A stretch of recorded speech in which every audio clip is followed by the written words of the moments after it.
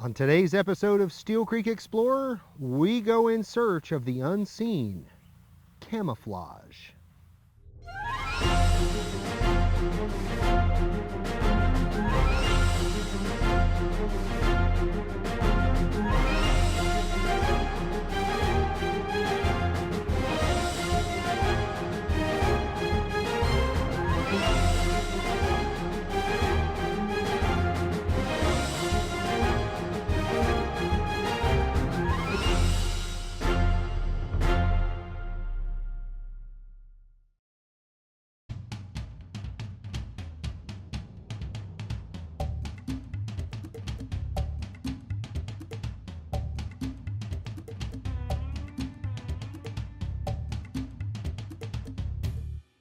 Welcome back, and thanks so much for joining me today. We are going to go in search of hidden creatures in nature. We're going to try to find examples of camouflage. Now, most of the world's animals prefer to be hidden, at least at some or all points of their life cycle, or at some or all points of the day. Yes, some creatures like to stand out, and we'll introduce you to some of those next time. But most animals worldwide prefer to remain hidden. Whether it is a prey animal that wants to avoid detection from a predator, or the predator may like to stay hidden until the perfect time to pounce. Lots of animals, from invertebrates, fishes, amphibians, reptiles, birds, mammals, many of them use some kind of camouflage. Let me show you some examples from the collections of the Nature Center. Here you have an array of some of our native species of moths, and the first thing you might notice is how beautiful they are and how these moths rival some of our butterflies in terms of showiness. But remember that here you have these against a plain white background. When you find these moths in nature, many of them exhibit some pretty impressive camouflage. Like, let's go to this one right here. This is an imperial moth. The imperial moth, I sometimes call them strawberry banana moths because of their rich colors of yellow and pink. Kind of reminds me of strawberry banana. But this is a moth that, yes, when you first look at it, you might think, oh, this doesn't blend in, it stands out. But most of the observations of this species are actually from the late summer and even in the fall. So when you think about it in those terms, you start to picture where that camouflage comes in most handy. This species blends in incredibly well with some of the fall color associated with the changing of the seasons. And suddenly these yellows and reds and browns start to blend in quite well with some of the colors of autumn. But many of these other species, when you look closely, you see, they blend in incredibly well with the bark of certain species of tree, or some species blend in with lichens. Or in the case of the Virginia creeper sphinx moth, it blends in with green. It actually looks pretty similar to traditional camouflage of greens and browns. But it's not just moths. We find camouflage across the invertebrate world. Our largest native beetle is the Hercules beetle. This is a big insect that's out there walking and even flying around in the forest. But take a look at this green ground color with brown and black mottled speckling. This is a species that blends in remarkably well in its forested environment. It can even change its colors slightly depending on its mood and the conditions that it finds itself in. But other beetles are no exception. Many of the bark beetles that you find in dead and decaying wood, they exhibit color palettes that match the logs that they're eating and reproducing in just about perfectly. You find camouflage everywhere you look for it in the insect world. And it's not just species that you find on land. Take a look at this taxidermied smallmouth bass. And what you might notice are these striking pattern that are on the flanks of this animal.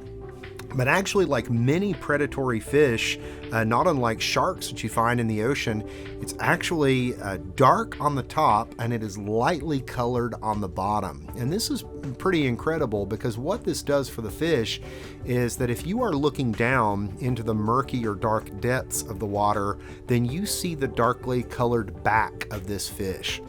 If you happen to be under the fish and looking up, then you see the light colored belly, which matches the light color where the sun reaches the top of the water.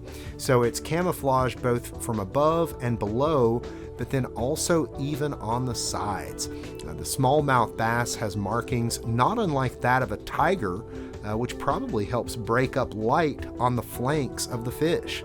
And that helps this species because it is a predator of our freshwater ways. So before we take you into the park to find some wild examples of camouflage, let's stop into the exhibit of the Nature Center and I'll show you some of what I mean. Well, the exhibits of the Nature Center are a great place to find some natural camouflage that you can find out there in the wild. So for instance, I could point out this coyote that's beside me here, and I could point to the color of the fur and how it blends in beautifully well in tall grass, or the dark on top helps it blend into the dappled light of the forest floor. But this entire time I've been talking, and you've probably been focused on that coyote right there, I'll bet you didn't notice the copperhead that is in plain view between me and the coyote. Oh yes, copperheads are an incredibly camouflaged species, and I suspect this is where a lot of their bad reputation comes from. Copperheads are not particularly aggressive, despite many stories to the contrary. What they are is invisible in their natural habitat. People who think that copperheads are overly aggressive are probably disturbing them, stepping on them, squishing them, otherwise severely impeding or even killing the animal in the wild. If you stay alert and keen when you're hiking in the woods, especially in snake country, keep your eyes on the ground and watch for things that slither. They will not be aggressive towards you if you're not aggressive accidentally or otherwise towards them. So now, let's get out into the park and see what wild animals we can find hiding.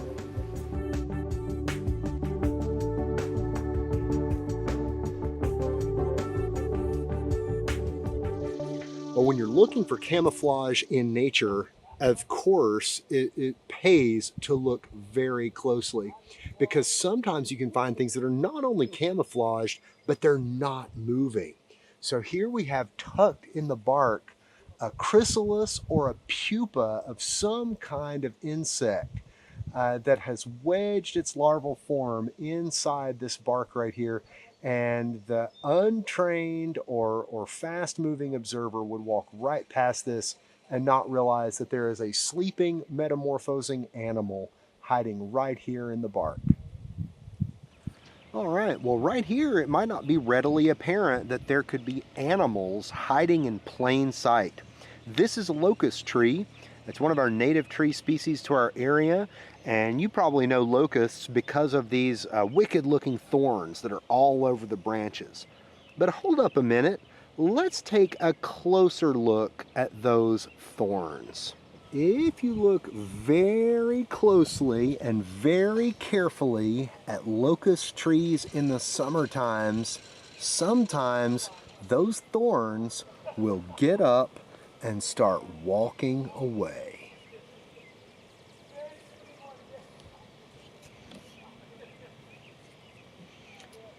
That's no thorn at all. That right there is an insect. It is a locust tree hopper, and they blend into the branches of locust trees and look just like the thorns.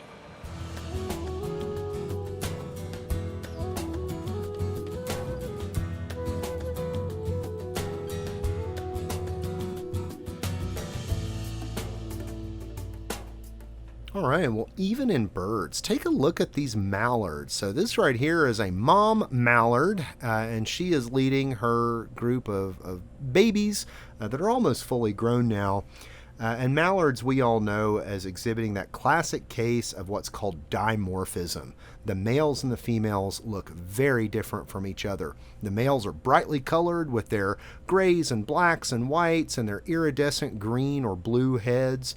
That helps them compete for the attention of females. And yet the females are just mottled and drab shades of brown and gray. And the babies look very similar to the moms. There's a very good reason for this, and that's that the moms and the babies are very well camouflaged from potential predators. You can really see that here on the banks of Steele Creek. Well, nobody wants to be eaten, isn't that for sure?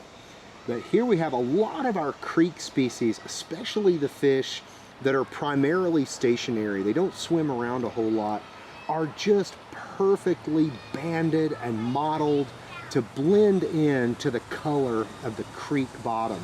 So that is certainly true here in Steele Creek. There are a number of species that call our creek home that are just incredibly well camouflaged on the creek bottom. Sculpins, stone rollers, lots of our species of small and medium-sized fish just blend in tremendously, and unless they swim away and move, you don't see them.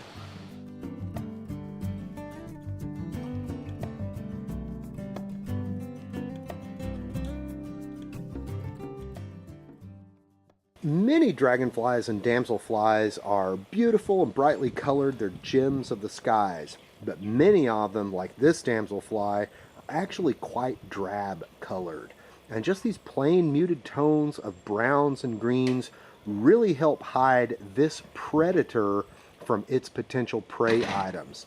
Here he sits in the pollinator garden, not pollinating, but looking to eat some of the small pollinating insects and counting on those brown and green colors to hide him while he hunts.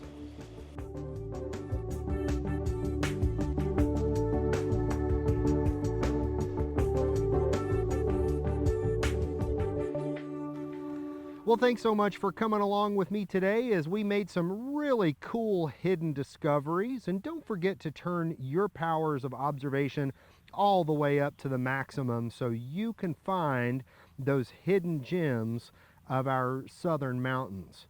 And be sure, whether you are here to stand out or disappear, Steele Creek Park is where you can be the explorer.